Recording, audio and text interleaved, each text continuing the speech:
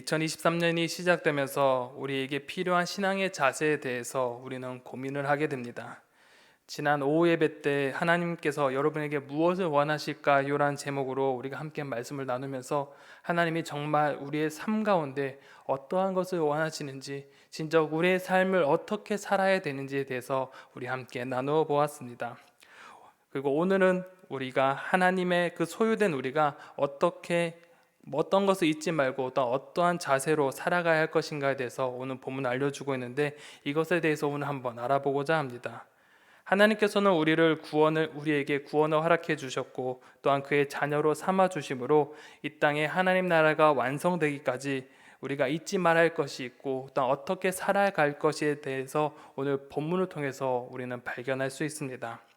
오늘 본문은 이스라엘 백성이 성막과 제단을 봉헌함을 통하여서 진영 내에 있는 것을 부정한 것을 정결하게 하고 또 성막과 제단을 성별한 후에 그 이후의 이야기가 펼쳐지고 있습니다. 특히 성막 속에 있는 이 등잔대와 함께 이 성막에서 제사장을 도와야 할 일을 하는 이 레위인의 이야기가 나타나고 있습니다. 오늘 본문은 특히 집중해야 될 것은 바로 이 등잔대 등불의 의미와 함께 이 레위인이 위임 봉헌한 과정에서 나타난 그 속에 담겨진 의미를 오늘 우리에게 무엇을 말하고 있는지, 또 이들의 이런 과정들을 통해서 우리가 잊지 말고 우리가 어떤 삶을 살라고 요청하는지에 대해서 오늘 본문을 통해 알아보고자 합니다. 오늘 본문의 구조를 살펴보면 크게 세 가지 구조로 나뉘어질 수 있습니다. 첫 번째는 이 1절에 4절에 성막 속에 있는 이 등잔대에 대해서 이야기합니다. 그래서 등잔대를 어떻게 사용하는지 그리고 어떻게 제작하는지에 대해서 우리에게 알려주고 있습니다. 그리고 두 번째 단락으로는 레위인의 위임식 혹은 봉헌식을 하는 장면이 나타납니다. 5절에서 22절까지 이 레위인들이 어떻게 정결 과정을 통하여서 어떻게 하나님께 드림이 되었는지, 어떻게 하나님의 속한 백성으로 하나님께 어떻게 드려졌는지에 대해서 나타나고 있습니다. 그리고 이 레위인들이 언제까지 이 직무를 감당해야 될지에 대해서 이 세 번째 단락은 다루고 있습니다. 이제 자세하게 각 단락으로 보면서 정말 우리의 삶 가운데 무엇을 잊지 말고 살아야 될지, 그리고 어떤 삶의 자세로 우리가 삶을 살아야 될지에 대해서 한번 살펴보도록 하겠습니다. 첫 번째 단락은 바로 등잔대가 나타납니다. 이 등잔대 사용법과 제작을 어떻게 하는지에 대해서 이 성경은 이야기하고 있습니다. 하나님께서는 모세에게 말씀하셔서 이 아론을 통하여서 이 등잔대를 어떻게 사용해야 될지에 대해서 가르쳐 주고 있습니다. 1절에서 2절에 보면 여호와께서 또 모세에게 말씀하여 이르시되 아론에게 말하여 이르라 등불을 켤 때에 7 등잔을 등잔대 앞으로 비추게 할지니라 라고 하시매 라고 말씀하고 있습니다. 우리는 잠시 이 성막의 구조를 한번 떠올려 보았으면 좋겠습니다.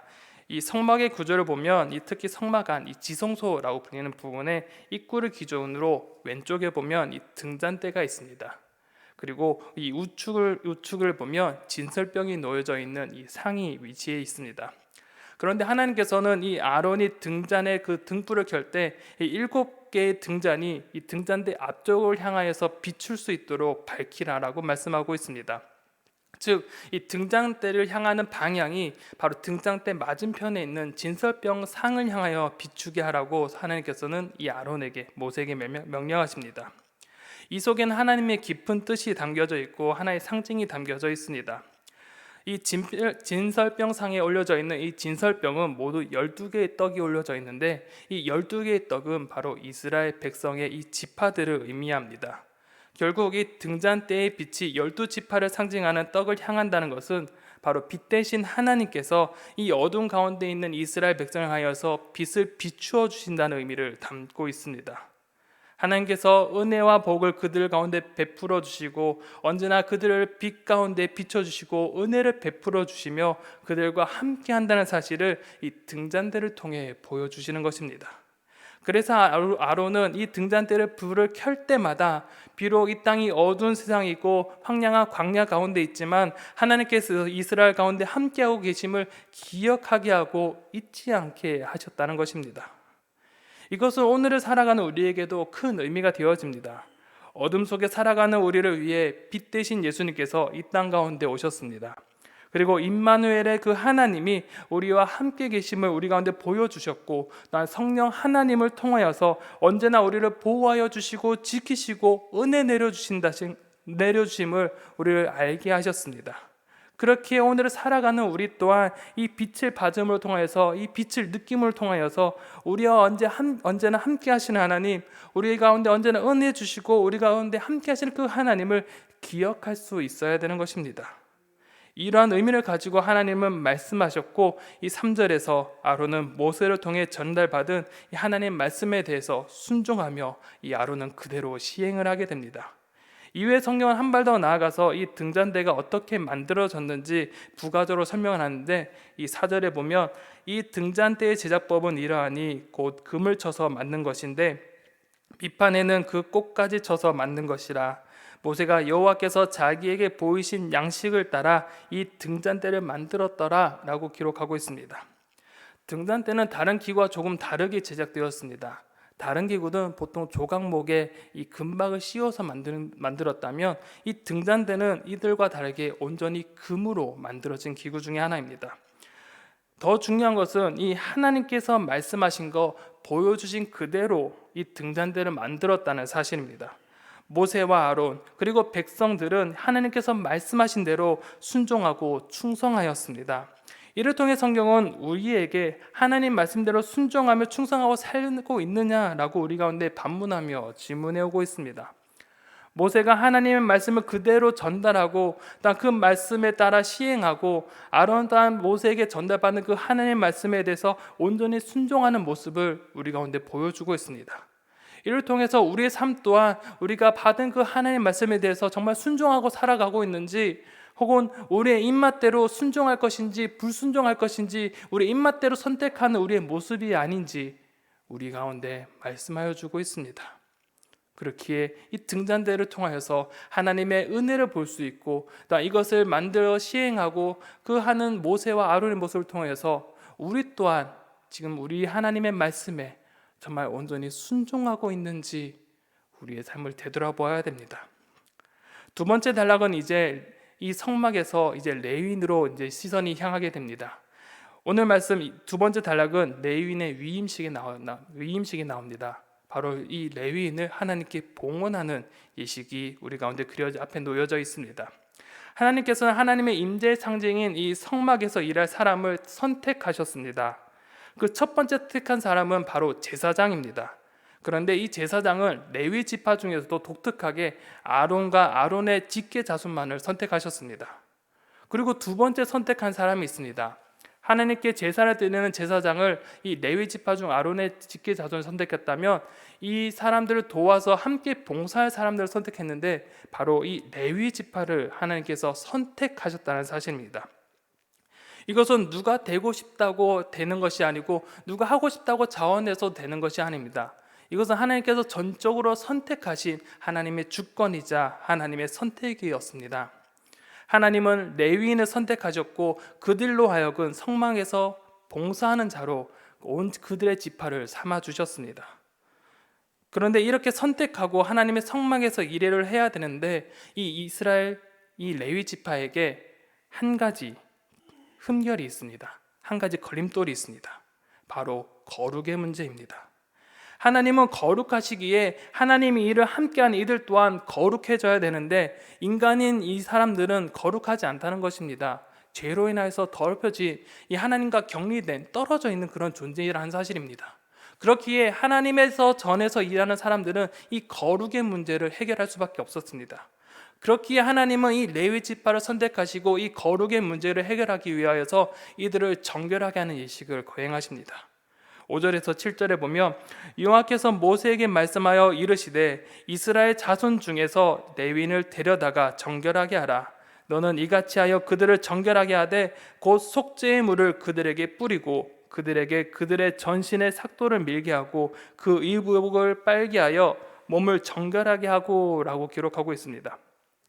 하나님께서는 이 레위인들을 정결하기 위해서 이 세 가지 일을 하게 하셨습니다. 바로 이 레위인들에게 정결의 물을 뿌리게, 그들이 정결의 물, 속죄의 물을 맞도록 하나님께서 말씀하셨습니다. 그리고 두 번째는 그들의 난 온몸의 털을 삭도로 미는 과정을 거쳤습니다. 그들의 난 그 털, 온몸에 난 털들을 삭도로 일일이 밀어가면서 정결함을 하나님께 구했습니다. 그리고 그들이 입고 있던 이 더럽혀진 옷들을 깨끗하게 빨게 하면서 온몸, 내 안면에 있는 몸과 내 안에 입고 있는 모든 의복까지도 깨끗하게 하셨습니다. 이러한 모든 과정들을 수행함으로써 레위인들은 하나님의 그 거룩함을 깨닫게 하셨습니다. 물을 맞으면서 털을 밀면서 의복을 하나하나 빨면서 자신의 죄와 부패함을 인식하게 하셨고 또한 자신의 죄를 깨닫게 하셨습니다. 동시에 하나님의 그 거룩함을 깨닫게 하고 정결함을 구하게 되었습니다. 이렇게 레위인들의 몸을 깨끗하게 하고 정결하게 한 후에 이 레위인들은 하나님께 제물을 드리기 위해 이 제물을 준비합니다. 8절에 보면 또 그들에게 수송아지 한 마리를 번제물로 기름 섞은 고운 가루를 그 소제물로 가져오게 하고 그 외에 너는 또 수송아지 한 마리를 속죄 제물로 가져오고 라고 기록하고 있습니다. 레위인들은 하나님께 번제와 소제와 속죄제를 드리기 위해서 예물을 준비하기 시작했습니다. 하나님께 번제를 드린다는 것은 바로 하나님께 전적으로 순종하겠습니다, 하나님께 전적으로 충성하겠습니다 라고 다짐하면서 드리는 제사입니다. 그리고 기름 섞은 고운 가루로 드리는 이 소제는 바로 순결한 심령으로 하나님께 감사를 드리는 그런 제사입니다. 마지막으로 속죄 제물을 통하여서 하나님께서 내 죄를 용서해 달라고 구하는 제사입니다. 그래서 이 레위인들은 번제와 소제와 속죄제를 준비함으로써 그들이 하나님께 충성하고 순종하겠다 다짐함과 동시에 하나님께 감사드리며 또한 자신의 죄를 속죄하며 죄사함을 구하는 제사를 드리도록 준비하게 하셨습니다. 이후에 하나님께서는 레위인이 온 이스라엘을 대신하여서 하나님께 헌신하고 봉사함을 보여주시고자 하셨습니다. 그래서 하나님께서는 온 이스라엘을 한 곳에 모이게 하셨습니다. 그리고 10절에 보면 레위 자손을 하나님 앞에 나오게 하고 이스라엘 자손이 레위인들에게 안수를 하게 하였습니다. 많은 레위 사람들이 모였고 그리고 그곳에 온 이스라엘 백성들이 모였습니다. 성경에 이렇게 기록되어 있지만 이 주석에 보면 그 많은 사람들이 모인 것이라기보다는 온 지파의 지도자들이 모였다고 그렇게 해석을 하고 있습니다. 어찌되었든 이 레위인들에게 이 이스라엘을 대표하는 많은 사람들이 그들에게 안수를 하게 되었습니다. 이 안수에는 두 가지 의미가 담겨져 있습니다. 바로 위임과 함께 전가의 의미가 담겨져 있습니다. 백성들이 레위인에게 이렇게 안수함을 통하여서 하나님께 대한 헌신과 봉사의 의무를 레위인에게 전가시키고 또 그들로 하여금 하나님의 그 백성을 대신하여서 성막에서 하나님을 섬기는 일을 하도록 그들 가운데 위임하는 것입니다. 그래야 백성들이 레위인에게 안수한 후에 이 11절에서 하나님은 아론에게 이스라엘 자손을 위해 레위인을 요제로 드리라고 말씀하십니다. 11절에 보면 아론이 이스라엘 자손을 위하여 레위인을 흔들어 바치는 제물로 여호와 앞에 드릴지니 이는 그들에게 여호와께 봉사하게 하기 위함이라 라고 말씀합니다. 하나님께서는 아론을 통해서 요제라 부르는 흔들어 바치는 이 방식의 제사를 레위인을 하나님께 바치라고 말씀하십니다. 이는 레위인을 붙잡고 흔들어서 제사를 드리는 것이 아니라 이 레위인을 대신하는 제물을 흔들어서 요제로 하나님께 드리는 것입니다. 이를 통해서 레위인은 이스라엘 대신하여 하나님께 드려졌고 레위인은 이스라엘을 대표하여서 여호와께 봉사하게 되는 직을 받게 되었습니다.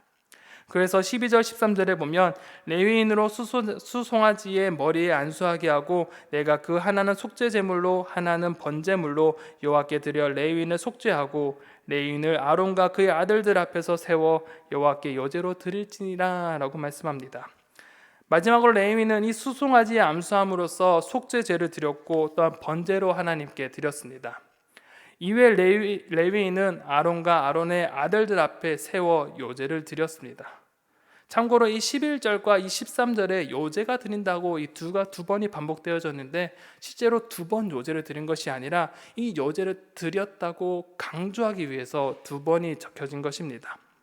여기서 눈여겨볼 것은 레위인이 아론과 그의 아들들, 즉 제사장들 앞에 세워졌다는 것입니다.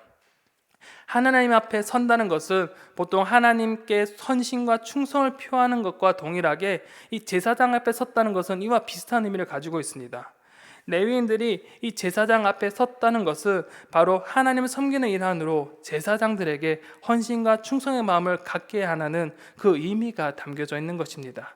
즉, 이 제사장을 잘 돕고 협력할 수 있도록 하나님은 질서를 세우시고 위계를 세우신 것입니다. 하나님이 이렇게 레위인의 위임 과정을 통해서 아론을 통해 명령하셨습니다. 그리고 이렇게 레위인을 정결하게 하고 속죄하며 안수하여 요제드리는 그 과정이 왜 필요한지, 왜 이것들을 왜 하나님께서 명령하시는지 그 이유에 대해서 다음에 말씀하고 계십니다. 14절에 보면 너는 이같이 이스라엘 자손 중에서 레위인을 구별하라, 그리하면 그들이 내게 속할 것이라 라고 말씀합니다. 이러한 모든 과정, 지금까지 우리가 함께 살펴봤던 그 모든 과정은 하나님께서 레위인을 특별히 구별하셨음을 우리 가운데 보여주십니다.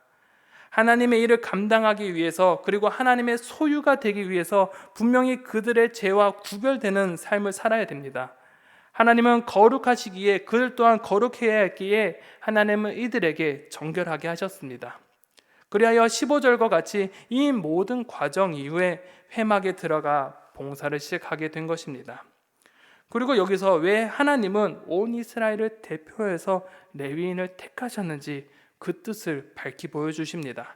16절 17절에 보면 그들은 이스라엘 자손 중에서 내게 온전히 드린 바 된 자라. 이스라엘 자손 중 모든 초태생 곧 모든 처음 태어난 자 대신 내가 그들을 취하였나니 이스라엘 자손 중에 처음 태어난 것은 사람이든지 짐승이든지 다 내게 속하였음은 내가 애굽 땅에서 모든 처음 태어난 자를 치던 날에 그들을 내게 구별하였음이라 라고 말씀하십니다. 하나님께서는 이 이스라엘 자손 중에 사람이나 짐승이나 모든 처음 태어난 것은 모두 하나님 것이라고 선포하셨습니다. 이는 출애굽 때 10가지 재앙의 그 마지막 재앙 이후에 하나님이 이렇게 선포하신 것을 우리는 상기할 수 있어야 됩니다. 출애굽기 13장 2절에 보면 이스라엘 자손 중에서 사람이나 짐승을 막론하고 태에서 처음 난 모든 것은 다 거룩히 구별하여 내게 돌리라. 이는 내 것이라 하시니라 라고 말씀합니다. 애굽의 10번째 재앙이 있었을 때 이 하나님께서는 이스라엘의 초태생을 살려주셨습니다. 그리고 이스라엘의 장자뿐만 아니라 짐승도 모두 하나님께 구별하여 드려야 하는 이 모든 것이 하나님의 소유가 되었습니다. 하지만 18절과 같이 이스라엘의 각 지파 장자를 대신하여 이 레위인을 하나님의 소유로 삼으신 것입니다. 그리하여 19절에 보면 내가 이스라엘 자손 중에 레위인을 취하여 그들을 아론과 그의 아들들에게서 주어 그들로 회막에서 이스라엘 자손을 대신하여 봉사하게 하며 또 이스라엘 자손을 위하여 속죄하게 하였나니 이는 이스라엘 자손이 성소에 가까이 할 때에 그들 중에 재앙이 없게 하려 하였음이라 라고 말씀합니다. 하나님께서는 이 이스라엘의 초태생을 대신하여서 이 레위인을 택하신 후에 아론과 그의 아들들에게 주셨다고 말씀합니다. 이는 레위 지파의 제사장들을 잘 돕고 봉사하기 위함이었습니다. 아마도 이런 느낌이 듭니다. 왜 레위 지파를 세웠느냐? 아마도 각각의 다른 지파 장자들이 한건에 모여서 그들이 함께 일한다면 많은 여러 가지 불협화음이 일어날 수도 있었을 것 같습니다. 하지만 하나님은 이런 것들을 없애기 위해서 이 레위 지파를 택하여서 그 장자들을 대신한 것처럼 보입니다. 더 나아가 온 이스라엘을 대신하여 하나님께 온전히 바쳐진 레위인을 통해 하나님의 그 속죄가 임하고 이스라엘 가운데 재앙이 없게 하시겠다고 오늘 말씀하고 계십니다. 이렇듯 하나님께서는 오저부터 이어진 이 레위인의 위임에 대해서 모세에게 말씀하셨습니다. 그리고 이어진 20절에서 22절에 보면 모세와 아론은 이 하나님의 말씀에 온전히 순종하며 그 과정을 말씀에 순종하면서 온전히 따라 행했습니다. 이러한 순종 이후에 하나님께서는 다시 이 모세에게 불러서 이 세 번째 레위인의 직무의 연한에 대해서 또한 다시 한 번 더 말씀하십니다. 이 22절에서 25절에 보면 하나님께서는 모세에게 이렇게 말씀하십니다. 여호와께서 또 모세에게 말씀하여 이르시되 레위는 이같이 할지니 곧 25세 이상으로는 회막에 들어가서 복무하고 봉사할 것이요 50세부터는 그의 일을 쉬어 봉사하지 아니할 것이나 라고 말씀합니다. 하나님께서는 이 레위인의 직무 연한을 설정하셨는데 바로 25세 때 회막에 들어가서 복무하고 50세가 되면 그 일을 쉬라고 말씀하십니다. 그런데 우리가 생각을 해보면 복무를 시작하는 나이가 여기서는 25세라고 말씀하시지만 그 전에 레위기 5장이나 다른 곳에 보면 30장이라고 언급될 때가 참 많이 있습니다. 그 이유는 시대마다 유동성이 있었고 또한 5년 정도 수습기간을 염두에 두고 성경을 기록했다고 또한 볼 수 있을 것 같습니다. 중요한 것은 이 하나님께서 이 레위인들을 향하여서 복무 연한을 지정하셨다는 것입니다. 레위인이 해야 할 일은 바로 성막을 거두는 일, 그리고 여러 제사를 돕는 여러 가지 육체적인 노동을 많이 해야 되는 위치에 있었습니다.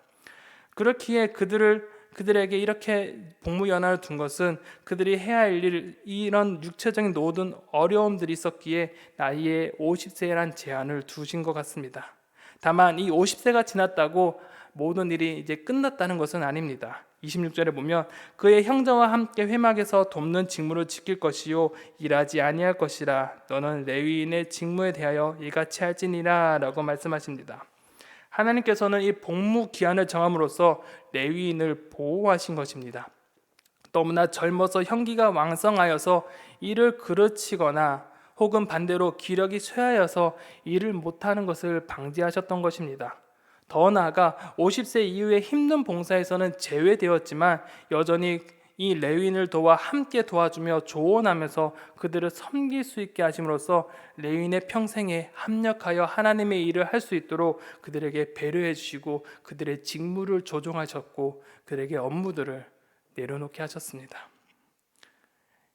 말씀을 한번 정리해 보고자 합니다. 오늘 본문을 통해서는 크게 두 가지 내용으로 분류할 수 있을 것 같습니다. 하나는 등잔 때, 성막 속에 있는 등잔 때 이야기가 등장하였고 또 다른 하나는 바로 이 레위인의 위임, 레위인의 일에 대해서 두 가지로 나눠볼 수 있을 것 같습니다. 먼저 이 등불을 통해서 우리는 분명히 말해주시는 그 하나님의 말씀을 기억해야 됩니다.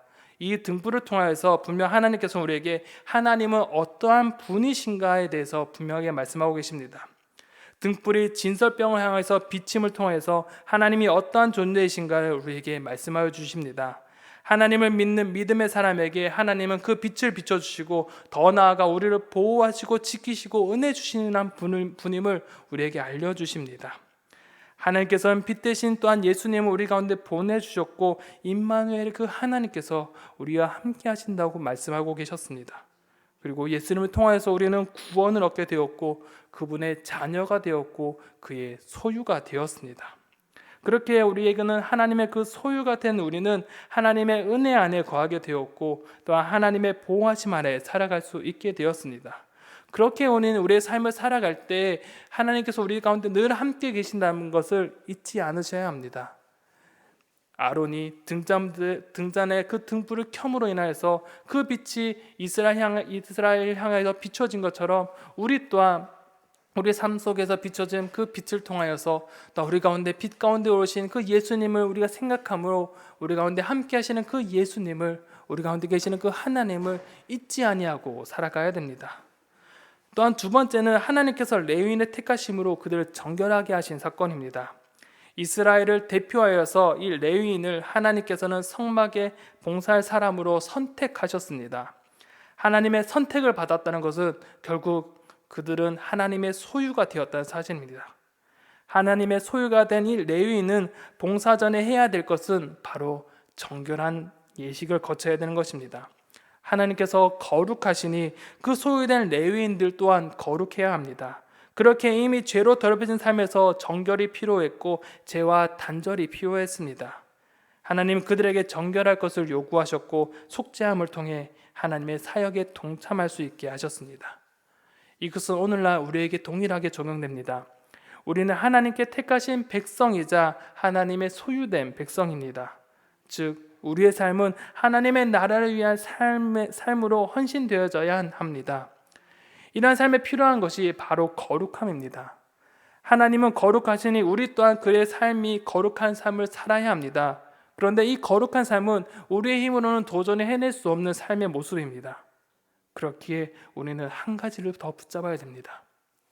레위 자손들이 그들의 속죄를 위하여서 속죄 제물을 드렸던 것처럼 우리는 속죄 제물을 바치는 것이 아니라 우리를 위해 대신 십자가에 죽으신 그 예수 그리스도의 보혈을 붙잡고 살아가야 합니다. 하나님의 나라를 위해 살아갈 때, 우리가 그리스도인으로 살아간다고 말할 때 우리가 붙잡을 것은 세상의 가치관이 아니라 바로 예수 그리스도의 보혈을 붙잡고 나아갈 때 우리의 삶이 거룩해질 수 있는 것입니다. 하나님께 택함받는 우리는 바로 이 예수 그리스도의 보혈을 의지하면서 살아가야 합니다. 그러할 때 우리의 삶의 진정한 하나님의 나라가 펼쳐지게 되고 우리를 통하여서 하나님의 나라가 확장되어져 갈 것입니다. 2023년 한 해가 밝았습니다. 하나님께서 내게 주신 그 은혜들을 잊지 않았으면 좋겠습니다. 등잔대에 불이 비춰짐을 통하여서 그 가운데 이스라엘을 향한 그 빛이 비춰진 것처럼 우리 삶 가운데 언제나 함께 하신 그 예수 그리스도의 은혜를 잊지 않고 살아가셨으면 좋겠습니다. 그리고 우리 가운데 하나님의 소유로 삼으신 우리 또한 예수 그리스도의 보혈을 의지함으로써 거룩함으로 그의 삶을 살아갔으면 좋겠습니다. 하나님께서는 거룩하시니 너희도 거룩하라는 그 말씀을 의지하여서 예수 그리스도를 의지함으로 예수 그리스도를 그 믿는 자의 모습처럼 그리스도인의 삶에 합당하게 살아가는 그런 삶이 되었으면 좋겠습니다. 오늘 말씀을 통하여서 그 하나님의 은혜를 잊지 마시기 바라며 우리 가운데 거룩함을 잃지 않도록 예수 그리스도의 보혈을 의지하며 살아가는 우리의 성도님들이 되시기를 간절히 소망합니다. 이 시간 우리가 말씀을 기억하면서 우리 잠시 기도하며 나아가겠습니다. 이 시간 우리가 먼저 말씀을 생각하며 기도하기 원합니다. 새로 시작된 2023년이 정말 어떤 해보다 하나님의 백성답게 살아가는 그런 한 해가 되었으면 좋겠습니다. 그래서 2023년이 정말 하나님 백성답게 살아가는 한 해가 되어달라고 기도합시다. 나를 향한 그 하나님의 은혜와 사랑을 잊지 않고 늘 기억하며 살아가게 해달라고, 또한 하나님의 백성으로서 예수 그리스도의 보혈을 의지함으로 거룩한 삶을 살아가게 해달라고 이 시간 기도하며 나아갑시다. 그리고 다시 한번 기도할 때는 나라와 민족을 위해 또 함께 기도해 주셨으면 좋겠습니다. 우리의 민족, 우리 한국 가운데 하나님의 평안이 가득하여지고 또한 온 세계에 여전히 또한 끝나지 않는 전쟁으로 신음하고 있는 그 우크라이나 땅 가운데, 또한 이상기후로 인하여서 삶의 터전을 잃어버리고 고통받는 많은 이들 가운데, 또한 우리가 알지 못하는 그 수많은 그 고통에 울부짖어하는 많은 주의 백성들 가운데 주님 긍휼히 여겨주시고 그들 가운데 참된 평안을 허락하여 주시옵소서. 우리나라와 온 세계가 정말 주님 평안에 가득한 그런 날이 되게 해달라고 이 시간 기도해 주셨으면 좋겠습니다. 그리고 세 번째 기도 제목으로는 우리 교회를 위해 함께 기도해 주셨으면 좋겠습니다. 우리 교회가 주님 주신 사역을 잘 감당케 해달라고 기도합시다. 우리 교회가 성령에 충만하게 하여 주시고 또한 말씀과 기도로 든든히 세워지게 해달라고 기도해 주시기 바랍니다. 또한 우리를 위해 열심히 수고하시는 우리 담임 목사님, 또한 그와 함께하는 그 모든 이들 가운데 성면의 충만함과 영육 간의 강건함을 허락해 달라고 또한 기도해 주시기 바랍니다. 그리고 마지막으로는 육신의 연약함으로 고통받는 우리 교우들에게 건강을 회복해 달라고 기도합시다. 또한 미래를 준비하고 있는 우리 다음 세대들 가운데 지혜와 소망을 허락해 달라고, 그리고 온 세대가 하나님의 인도하심 속에 평안한 날들을 허락해 달라고 기도합시다. 그리고 한 가지 더 기도 요청합니다. 현재 우리 청년들이 단기 선교에 나가고 있습니다. 우리 조효은 청년이 지금 태국 송클라에서 단기 선교 중에 있습니다. 그리고 양사랑, 김주은, 고세민, 윤다민 청년이 필리핀 마닐라에서 무료 선교를 하고 있습니다. 함께 나가 있는 우리 청년들 위해 함께 기도해 주시고 그들의 그 선교 과정 가운데 하나님의 은혜와 사랑이 넘쳐나게 해달라고, 그들 통하여서 하나님의 나라가 확장되어지고 하나님의 은혜가 그들 가운데 임하는 것, 그 땅과 하나님의 복이 심겨지는 것을 보게 해달라고, 여러 가지 기도 제목까지 함께 기도하시다가 각자의 기도 제목을 함께 기도하며 개인 기도하며 나아가기 원합니다. 이 시간 이렇게 함께 말씀의 이 기도의 제목을 가지고 우리가 함께 기도하며 나아가겠습니다. 함께 기도하겠습니다.